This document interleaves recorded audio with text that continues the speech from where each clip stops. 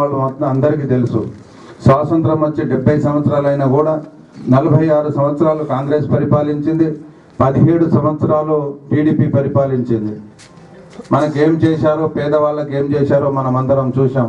కానీ మన ప్రభుత్వం వచ్చాక మన ప్రియతమ నాయకులు బడుగు బలహీన వర్గాల ఆశాజ్యోతి, మనసున్న మహారాజు, జనహృదయ నేత గారు శ్రీ కల్వకుంట్ల చంద్రశేఖరరావు గారు ఇయాలన్న బడుగు బలహీన వర్గాల ప్రజలు బాగుండాలి, గెలిచి మనం సంతోషంగా ఉండడం కాదు, మన పేదల ముఖంలో వాళ్ళ చిరునవ్వు చూడాలనే ఒక పెద్ద ఉద్దేశంతో ఇవాళ ప్రతి కులానికి, ప్రతి మతానికి ఇవాళ సంతోషపరుస్తున్న విషయం మనందరికీ తెలుసు.